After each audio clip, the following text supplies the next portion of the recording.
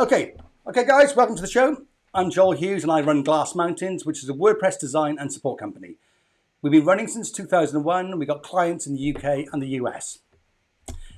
This show is part of our fortnightly series aimed at businesses and organizations who happen to use WordPress for their website. The aim being to give help and advice on how people can upskill themselves and improve their websites. Now, as part of that, we don't just focus on WordPress itself. I'll showcase any relevant areas I think will be of interest to you. And one of those areas is search engine optimization, SEO, which we'll get to in a moment. Now, before I introduce Nick, could I just recap the final events we've got coming up for this summer? On Friday the 17th, which is 2 weeks today, I think, is it?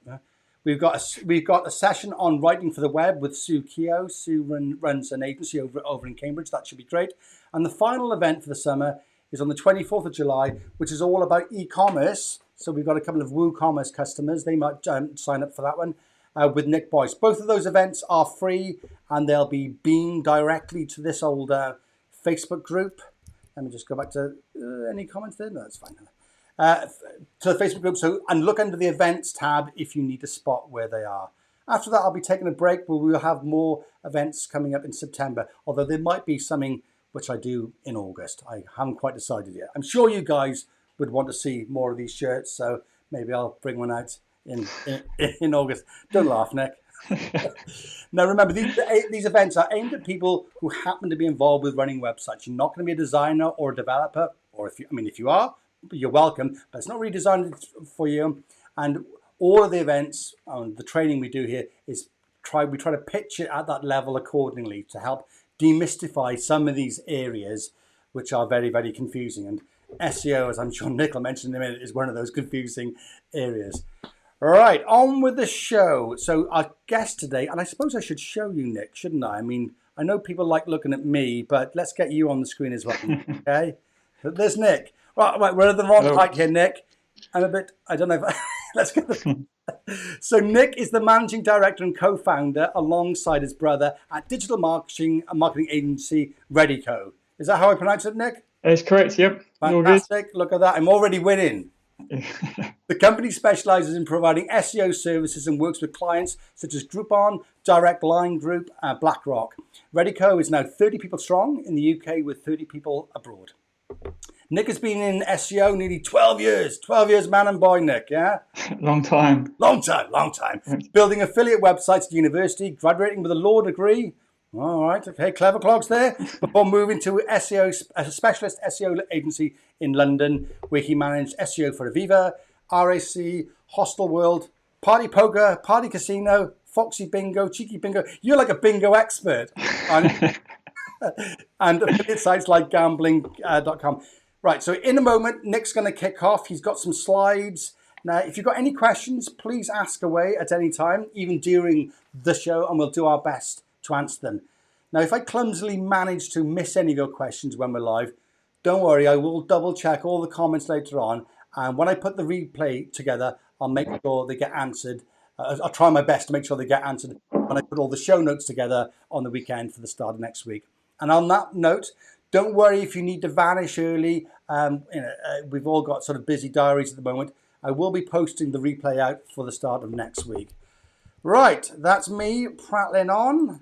I think in a moment we can just pass over to you, I reckon, Nick. So Nick, how do you want to start? Do you want to sort of mention a bit more about your company and then move on to your slides, yeah?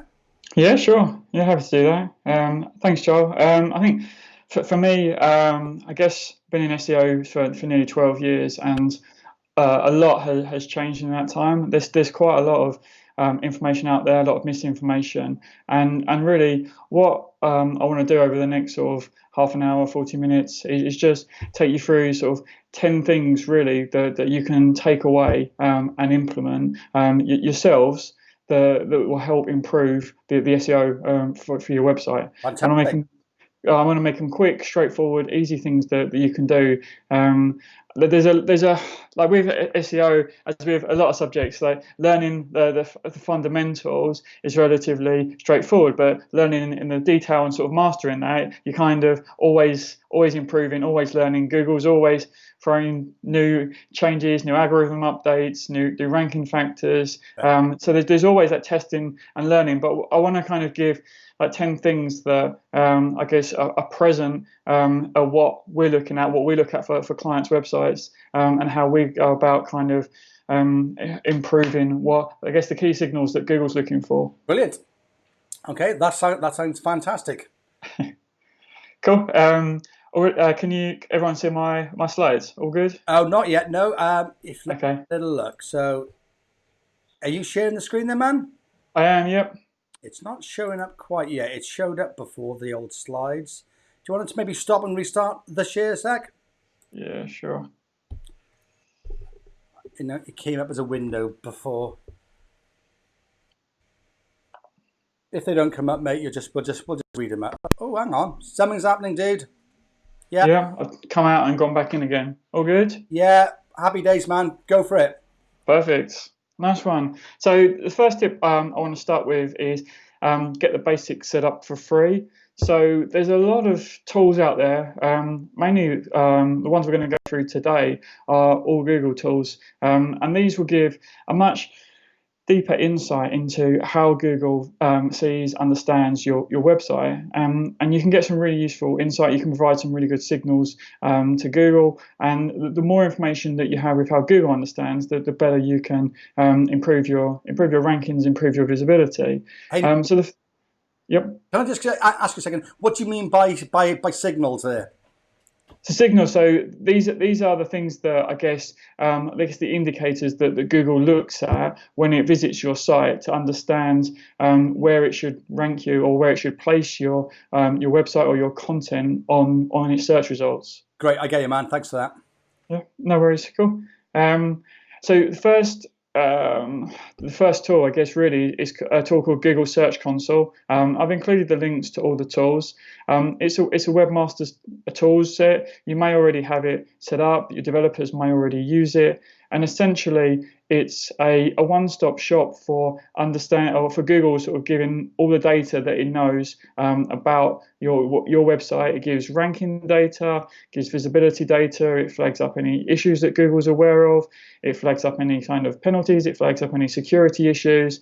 If you visit that link, you can go through the process of setting it up on your own site. WordPress has a plugin that will automatically connect that in for you, and it just gives you a lot of data to sort of say, actually, I kind of understand how Google is seeing my site. So it's a really good foundational tool to have. We use it daily on our clients' sites. So it's kind of like one of the fundamentals that you can get set up pretty quickly. The next one is Google My Business. So if you are sort of a local business, this is a great place to start. Sometimes Google auto-generates these profiles based on the information that it can find about your business. So one of the things you may see is that there's one that already exists. So if you Google your business name, you may see a panel appear on the right-hand side of Google with information and details of your business, and sometimes it will say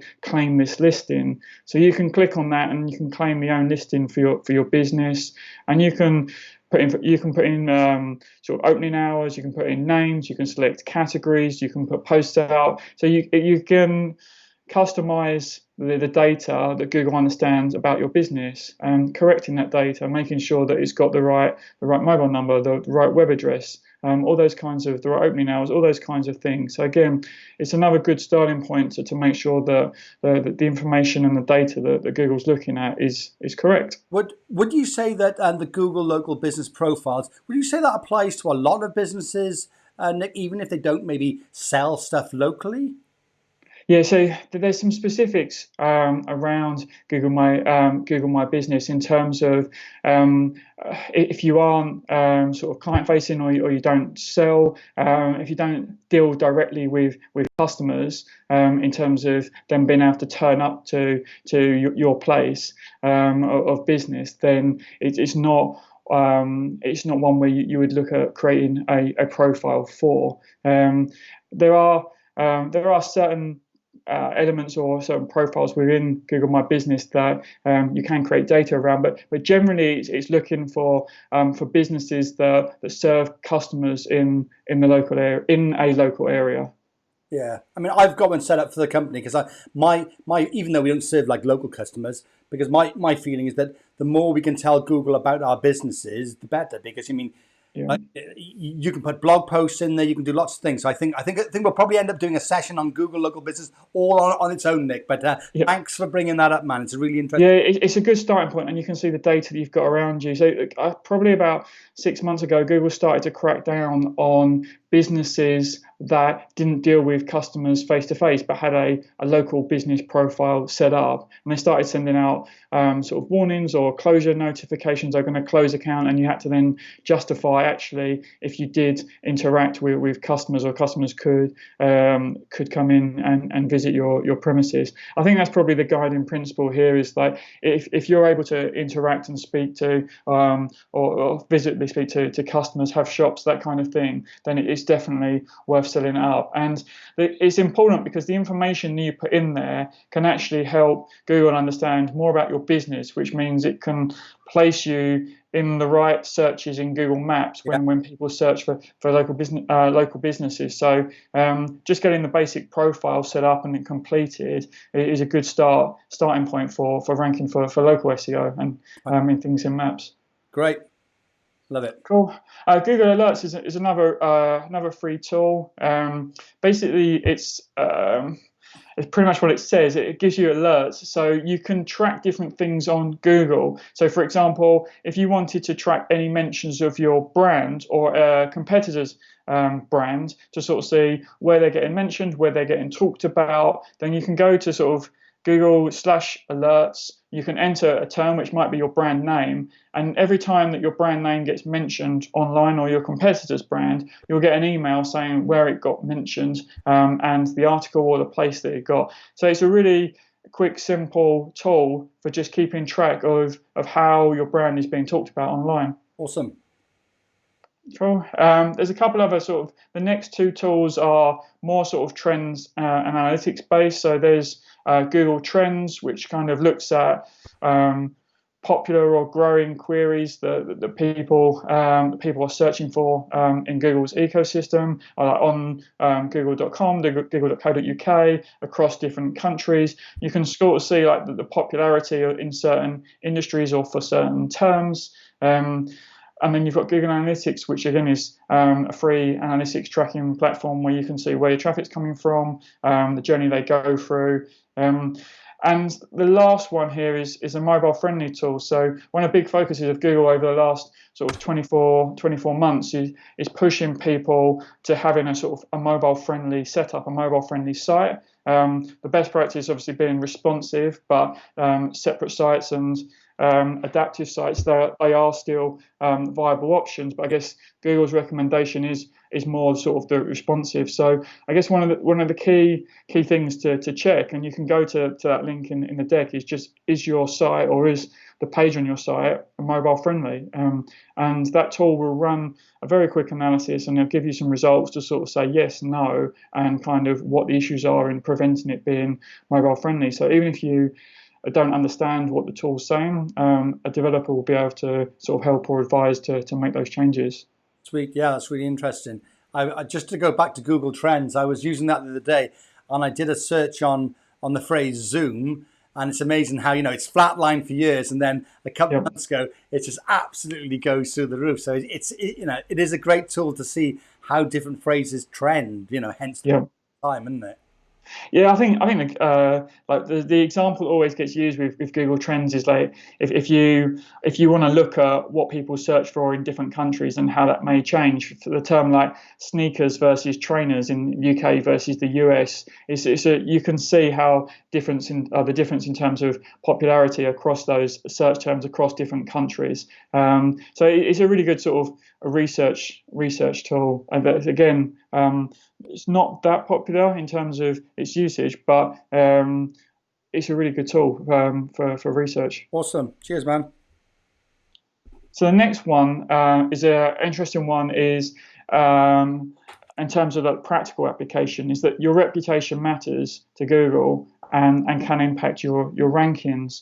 So this will vary depending on different industries, but typically, and what Google's algorithm has moved towards over the last couple of years is it's looking to promote sites and content, particularly in areas where you or industries that have a high threshold for the accuracy of their content. So it may be financial, it may be health related, those types of areas where what you're doing on the site could have an impact on your life through purchasing, through the medical advice, through that kind of thing. Google has kind of a higher threshold for those types of sites. Right. And as we've seen over the last couple of years, Google's trying to look at what trust signals can it see on your site that will help it understand that you're an expert, that people can come to this site with confidence. Yeah. And there's a couple of things dotted below that people can just take away and think about and look at their own sites and say, do we do that? Do we include that? And it's some of the things that we look at when we audit client sites. So again, the first thing is ensuring your site is on HTTPS versus HTTP, which is if you use Let's Encrypt, which is a free SSL certificate that people can use. So there's no reason now not to use HTTPS as a default. 3 or 4 years ago, there was issues with sort of HTTPS took slightly longer in terms of page load, so it wasn't as good as a experience for users. But there's now no real difference, and there's a slight Google counts HTTPS as a slight ranking factor. So if you've got 2 pages that are identical and one's on HTTPS, that one will bump above the other one just because it's using HTTPS. So it's not a big factor from a ranking point of view. It's more of if there's not much between the 2 pages, it would influence it. But it's a key signal in terms of trust, in terms of privacy, in terms of protecting sort of users' data and the signals that go between. So there's other things that people can do when looking at their website. So are they part of trusted organizations? Do they have any accreditations? Have they won any awards? Like, if those things aren't on your site, then they need to be, and you should be talking about them. You should be linking through to the sites, the award sites. Do you include things like your company registration info? Do you have the address on the site? Do you link to your social profiles from your site? Again, all of these are signals of a trusted brand that Google has tightened up over the last few years in terms of what it's looking for. Do you provide? The next, so let's say you're an accountant and you're a member of one of the bodies. Are we saying that having the badge there which links back to it, Google are maybe able to sort of work out that, oh, these are members of it, or yeah. You see what I mean? So it's in a way it's like joining the dots for Google, right? So you may well know that you're part of this accreditation or organization. You may put it in your email signature. You may put it on your branding documents or your brochures that go out to clients. But there's no way for Google to work that out. So you kind of have to make that obvious. And sometimes just adding an image isn't enough because Google can't always read and process images. Yeah. It's got better, but it can't. I mean, you can do things like add alt text to it, but a simple link back through to the website shows that there is a link between your site and that trusted source, that trusted accreditation. And the same applies for industry awards. Like if you've won awards, then make them visible on the site. Link back to the original award site or a write-up of it in the press. Those types of things that, again, it's not only trusted for, again, a lot of this, what's a good trust signal for a user is also a good trust signal for Google, right? So if someone comes to your site and saying, should I use this accountant? And they're like, well, they've won awards, they've belonged to these accreditations, they belong to these organizations, that starts to build trust in you that you could potentially use those as a service. And the same applies to Google. So what we're doing here is really just kind of create a stronger experience for users, and as a byproduct that works for Google as well. That's great. Yeah, awesome, man. So cool. So there's things like comprehensive contact details. So if you go to a site and you've just got a basic contact form, that doesn't really instill confidence in a user. And the same with Google. Like, do you have contact numbers? Do you have, if you're selling stuff, do you have a returns policy? Is it obvious? Do you have privacy policies? Do you have contact email addresses? Is there a chat function? All these types of things. Like, how do customers get involved, get in contact with you if they need to. So kind of look basic things that, again, you can just take away, just go and look at the site, and you can start questioning some of the setup that you have and see if there's any areas that can be improved. Is there a chat function built into Google Local Business? I can't remember, Nick. Is there? Or in Google Local Business, there's the ability to reply directly to reviews. You can engage through Google Posts that it has the feature too. So there is ways to communicate with customers directly through Google Business. But in this particular instance, I'm talking directly on the site itself. Okay. So it's the ability for someone to be able to get in contact with you. Like, if there's no contact us page, or there's no email address, or there's no telephone number, these are kind of flags to Google that actually is there. Can I trust this site? Can I recommend this site? Can I push it up higher in the search results when it's not going to be a good experience for users if they can't actually get hold of anyone? So you're saying that Google are actively looking for this information because they know that these are trust signals from actual humans when they go to a website. So Google is just trying to mimic positive human behavior there then, yeah? Yep. Sweet. Yeah, it's spot on. And then the other things that follow on from that as well, like if it's your business personally, then do you have an about us page? Do you detail your expertise? Do you detail your background, your history, all those kinds of things? Can Google start to identify you? Do you link through to a LinkedIn page, a Twitter page? Can Google kind of join those dots? Are you talking on other websites? Are you writing content on other websites? Do they link back to your own site? All these types of things that you can do to start improving your own reputation starts to position yourself as an expert, and it's those types of things that cumulatively come together to improve your overall reputation. Superb, man.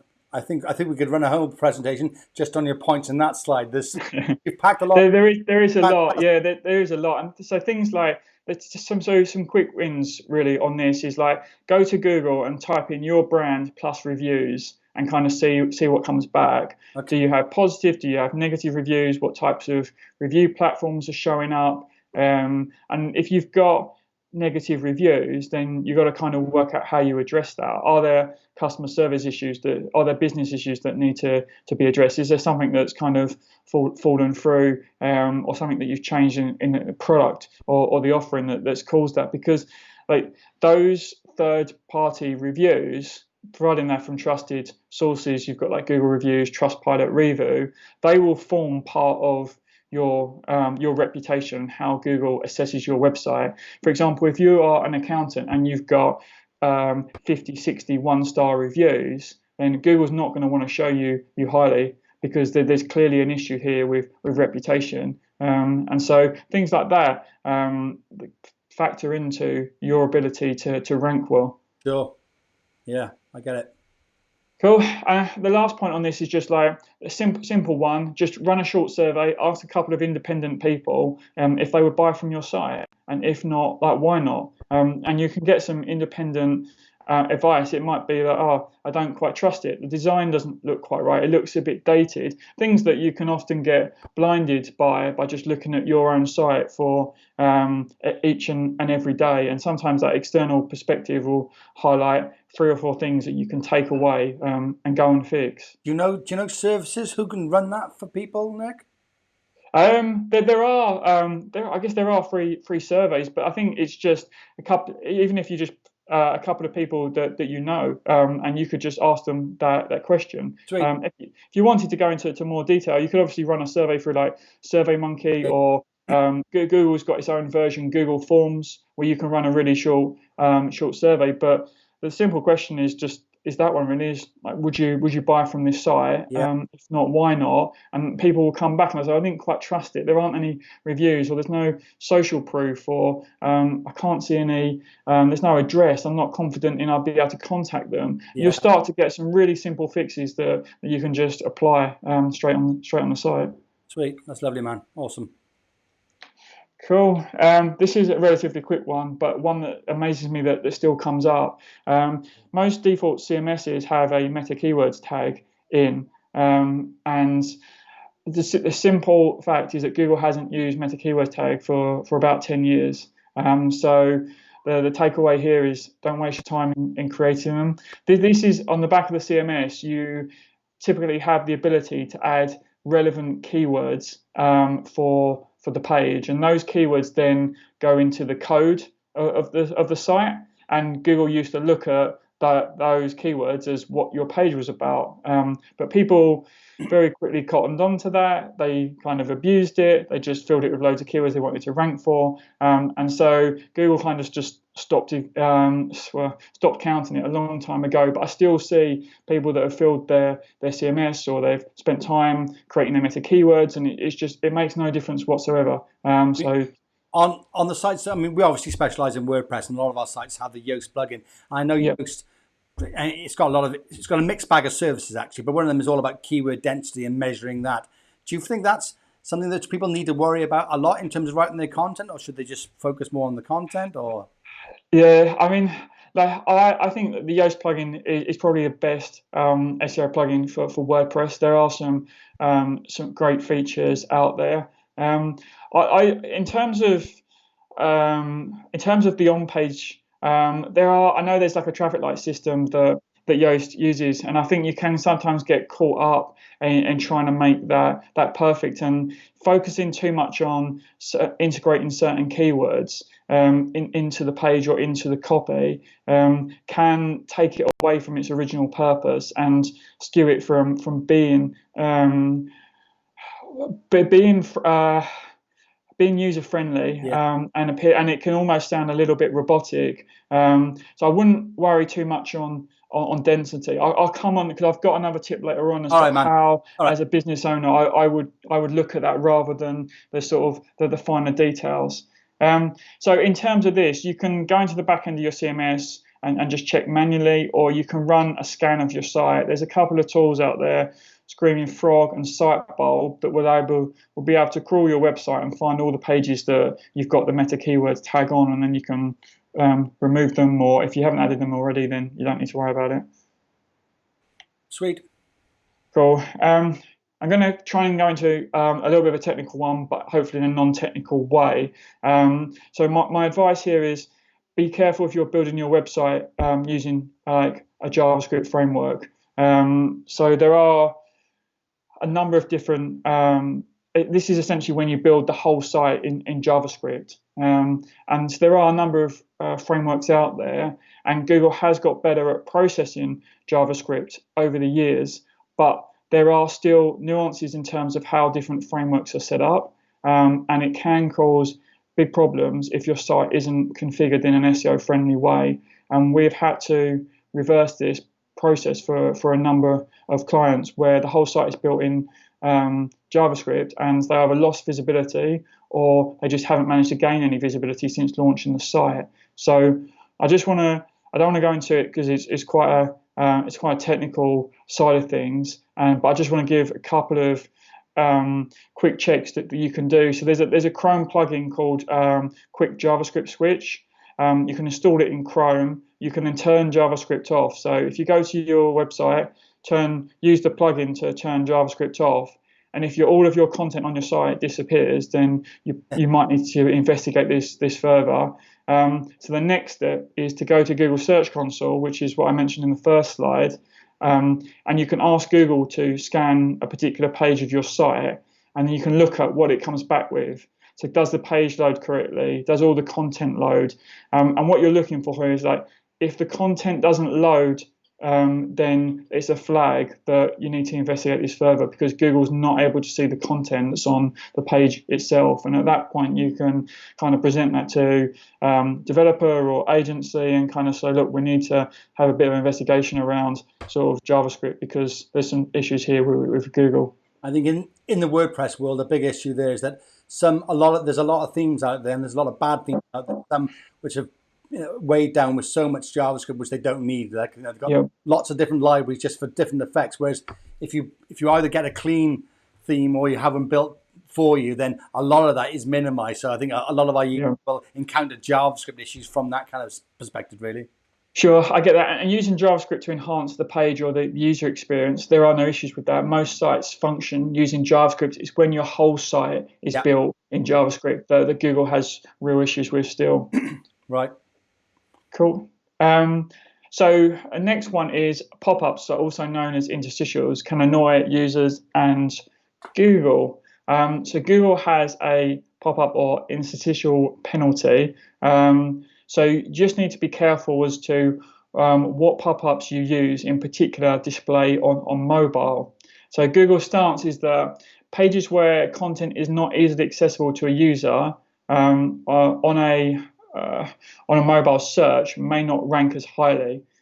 So things like cookies, legal disclaimers, age verification, all those things are fine. Where you kind of run into trouble is those pop-ups that cover the whole page, that try and force a sign up, that try and get you to buy something there and then when you can't see anything behind it. So the quick check here is really just visit your site on mobile device in incognito mode. And the reason for that is that you're then not using, or you haven't accepted any cookies. If you visited your site before on mobile, you probably would have seen pop-ups and you probably would have accepted them, and you would have had your preferences set for cookies. If you're doing it incognito, it's like a fresh search, and you'll see what pop-ups you get. If anything shows up where you kind of cover the whole screen or you're a little bit unsure, it probably needs some further investigation. Great tip. Cool. Next tip. If you don't have sort of £500 to £1,000 a month to spend on SEO, then don't. And this may sound strange coming from someone that runs an SEO agency, but I've seen it so many times over the years where you're at that early stages where everyone knows that SEO is a core channel and the traffic that you can generate from that, and that's core part of growing a business, and that's true. But it's really, you got to put yourself in a position also of an agency or a freelancer, and the time that you're getting as a result of that. You may only get 1 or 2 days worth of work a month with that kind of spend, and the reality is that someone's unlikely to be able to dig into your site, really understand it, really work with you and know that the changes that are happening, and you'll probably get an automated result, or you'll get advice that you end up spending time doing stuff that isn't going to generate results. Right. And so if you've got a smaller budget, I would recommend you spend the time on brand, PR, or PPC, paid social, whatever it is that's going to generate immediate leads, to build up that revenue, and then to invest in SEO further down the line. Like the tips that I'm going through today, you can take away and do yourself, so you'll put yourself in a good position.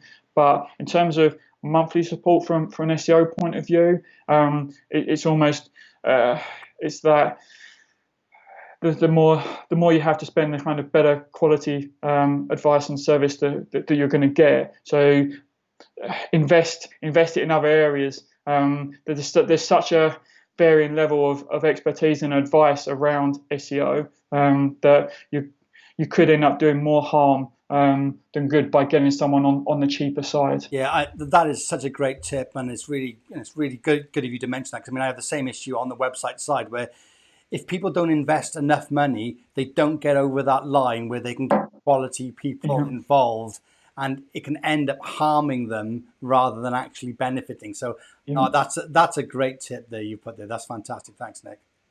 So I think it's just I've seen it so many times where people come to us and say, look, we've been doing this SEO for like 2 years and we haven't ranked, or we're now worse off. When you look at some of the stuff that's been done, it's automated at scale, and it's just a mess to unpick. Cool. My next tip is don't add content for the sake of it.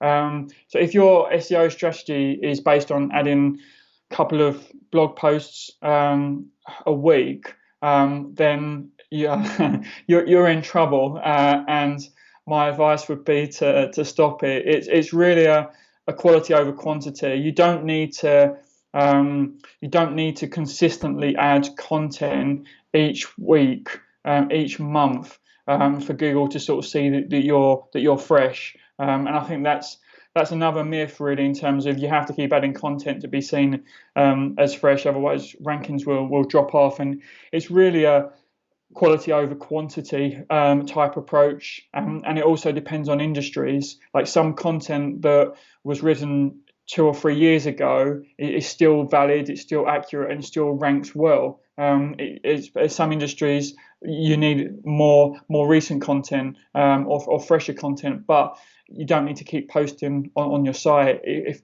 you've got to look at the resource, and it's better. Again, this type of strategy creates more harm in the long run. And it used to be the thought that if you launching a new blog post each week, Google will keep coming back to your site, and that's the reason why you should do it, to keep getting Google to come back, and that would help your rankings. It's just not the way to approach creating content. And the problem is that this issue scales over time. So in 2 or 3 years, you have like a couple of hundred, a couple of thousand low quality blog posts which don't really cover a topic that well. Like 300 words isn't a huge amount to cover a topic. And the key point here is that every page that you create counts to your overall quality score. So the more low quality pages you add in, you're actually bringing down Google's understanding and perception of your site. Wow, that's gonna shock a few people out there, Nick. I think. Wow, so it's a quality versus quantity. So the quick check here is, we talked about Google Analytics at the start. So set your date range for the last 6 months. Look at pages that haven't had any traffic over the last 6 months, and review them and say, do I need to improve this page? Do I need to merge it with another page, or do I just need to kill it? And it's not. And that kind of assessment is something that we do regularly. It's something that we do with clients to actually almost cull the pages that don't have value. And there is a caveat here, is that there may be some pages for brand perspective, or for whatever reason, that you want to keep on the site even if they have no traffic, which is fine. It's not a hard and fast rule, but it's like if you've got 300 pages on your site that are a couple of hundred words and then they're not getting any traffic, that's gonna harm you in the long run. So you might as well just get rid of them. Fascinating, superb point. Thanks, Nick. Cool. Next one, it comes back to a point you raised earlier, Joel. Is that so user intent matters to Google for rankings in 2020. So if you want to rank for a particular keyword or a particular term, say for example you want to rank for car insurance, the first thing you should do is Google it, look at the type of pages that are ranking, how the content is structured, the questions they are answering, and work out what it is that the user is actually looking for.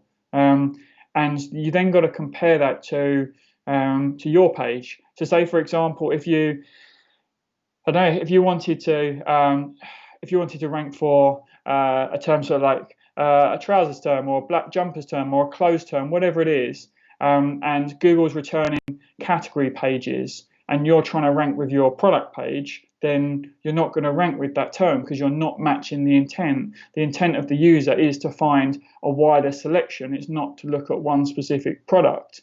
And you'll get that information just by going to Google, searching for your term and looking at the first page of results, looking at the top 3, what content do they have, and then you've got to work out how you kind of match the intent. So do you have the same layout? If you're missing a page, you might need to create one or reshape your existing page. Superb. Sure. 9, so anchor text is important, so think about the words that you use. So anchor text is the terms that you use on your website to link to another page. And the clearest example is if you go to your main navigation and you drop down in your main navigation or you click on it, the terms that you use there to link to your other pages, that those exact terms is what's referred to as the anchor text that's used. Those are the terms that when you click on a link are often highlighted. And these terms, especially internal links, are actually really important to help Google improve the understanding of what the page is about. So I mentioned a couple of seconds ago about car insurance. So if you want to rank for the term car insurance, then linking in your main navigation to that page with the term car insurance is a strong indicator and helps Google understand that. Yeah. And that then applies across the whole site. So when you use terms like click here or this, Google doesn't really get or infer any intent for that. Like Google says the signals that you're passing is that this page is about click here, yeah. when it's not. And I get the trade-off here is that for UX, for design, there are going to be times when you need to use click here when it makes sense in the context of the page and the layout. But you kind of want to be looking at overall, what are the signals that we are pointing to this page, and is it clear, and could we improve it? Yeah. So the quick check here is like how do you link to your main pages from your main navigation or footer? Like what terms are you using? Are these terms that people search for, or are they more marketing terms? And if you don't know that, then that's kind of like the next step is like there's tools out there that will show you how to do sort of research and to find what people are looking for, and then you can compare that to how you are using the naming conventions on your navigation.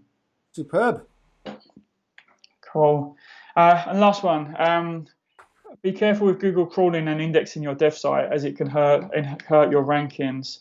So we see this quite a lot as well, where for whatever reason the dev or staging site becomes indexed, Google finds it. Either they've accessed that URL in Chrome and it's fired it off to Google's crawling list, or they're linked to it from somewhere. Then Google can find and index a whole site. So what I want to give you here is just a simple query that you can run in Google to sort of see how many pages roughly Google has in its index for your site. And then the question you have to ask yourself is, does this look right? So in the example there, we use site : and then the BBC URL, and you can replace the BBC URL with your own URL, and then you want to look at the number underneath. So in the screenshot here, it's like 12,300,000. Get that right? Wow.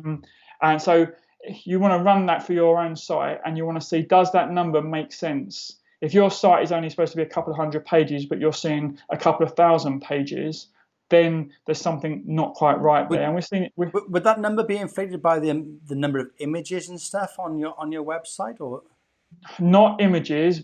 But if you in WordPress, each image creates its own separate URL, right, which WordPress and Yoast did have an issue with a couple of years back, where depending on the settings that you have in WordPress, whether you create it as like an image attachment and therefore it can create a separate page. So there are instances where this has happened, but there's other instances where WordPress sites have been hacked, and you find all sorts of pages, whether that's Nike sports shoes that you obviously don't sell, but they appear in search results under your own website. Yeah. Those types of things appear. And so this is just a real quick check, like to sort of say, does that number look right for the size of my site? And if it's not, then scroll through the results and try and see why. Has your dev site been indexed? Has the site been hacked? Has there been a load of pages created, like image attachment URL pages that need to be removed? And remember, every page in Google's index counts towards your overall quality score.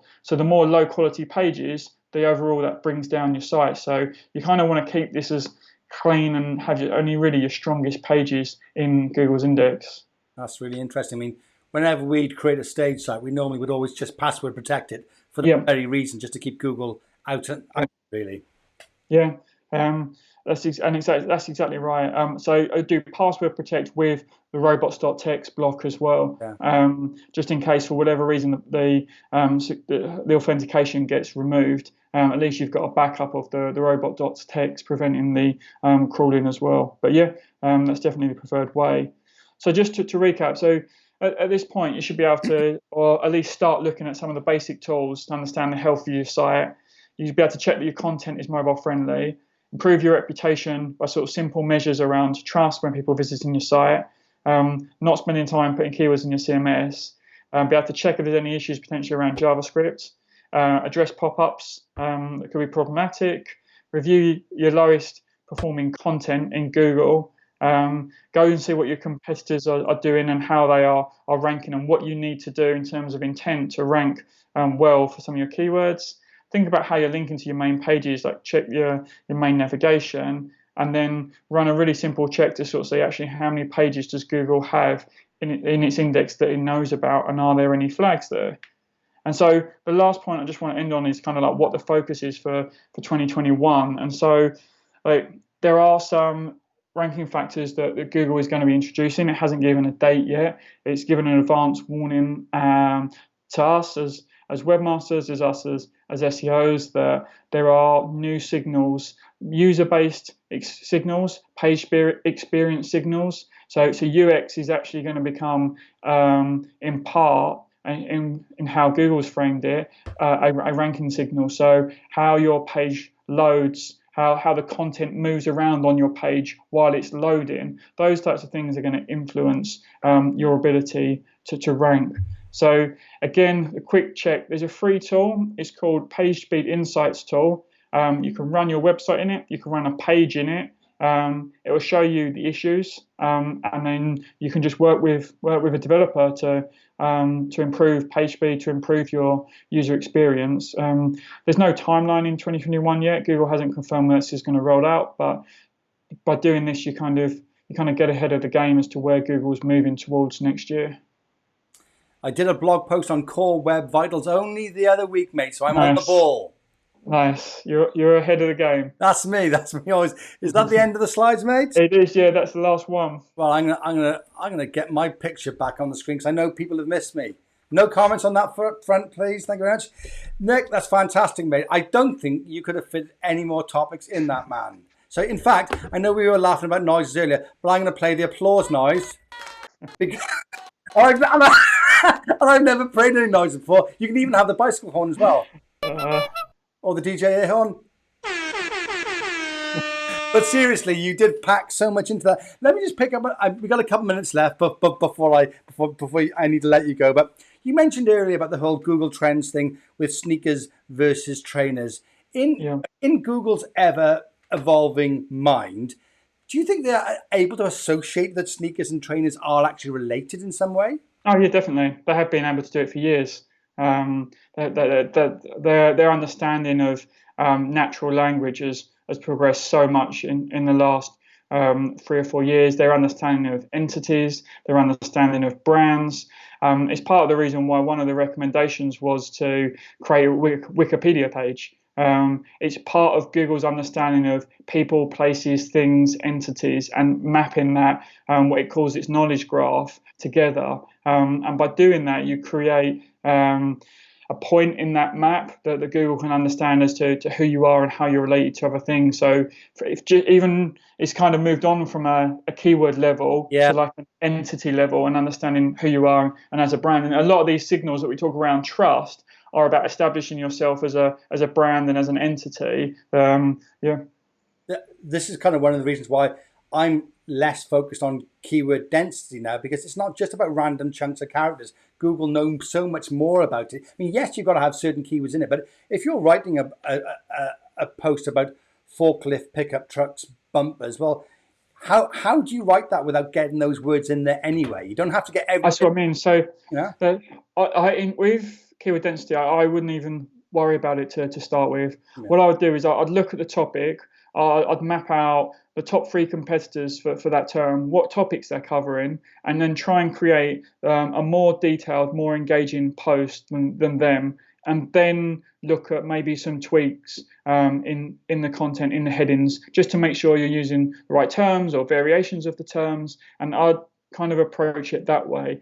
Like, we still see good wins in making small changes to page titles, to headings and things like that. Those are still the strongest on-page signals. So having your term in your page title still makes a difference. So there are basics that you want to get right, but I wouldn't focus on the level of density or the amount. It's more about how well you cover the topic and the sort of related terms and the topic coverage, topic depth that is more important than sort of density. I'm with you.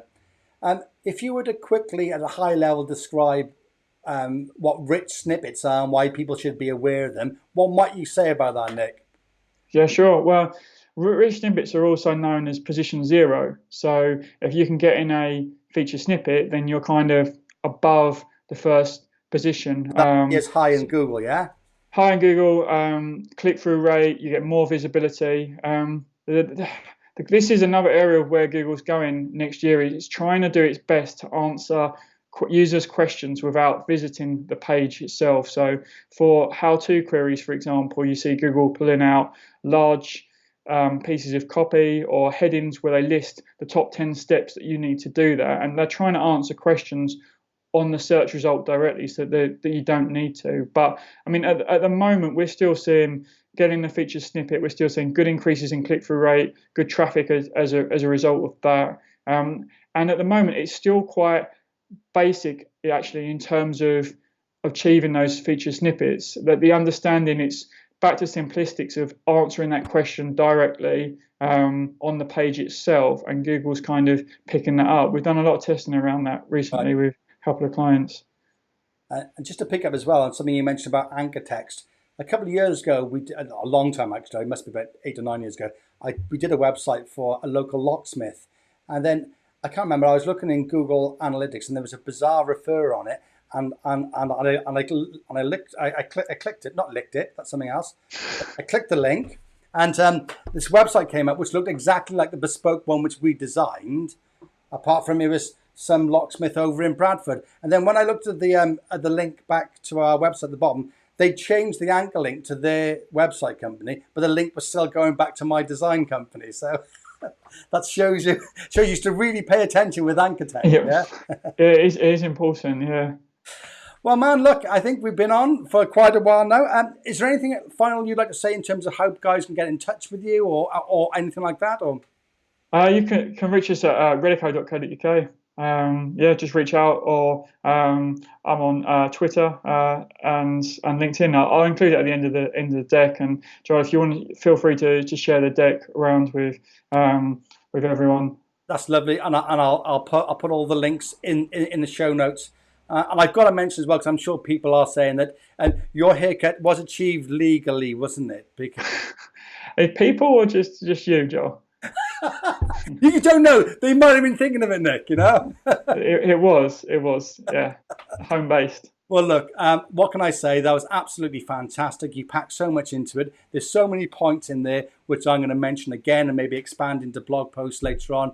That was fantastic. And you did a really, really good job of making it simple for even a small brain person like me to understand. So, Nick, thank you very much for that, man. And I'm sure everybody in the Facebook group will thank you as well. No worries. Thanks for having us on, John. Well done, man. Thank you. So everybody watching live, I'll finish this broadcast in a minute. We'll put all the show notes up there. But apart from that, thank you very much for tuning in. Everybody, thanks for your questions. And I will package this up into a replay for you to digest again next week. And that just leaves me to say to you guys, have a lovely weekend. So it's bye from me and it's bye from Nick. See you later. Hey.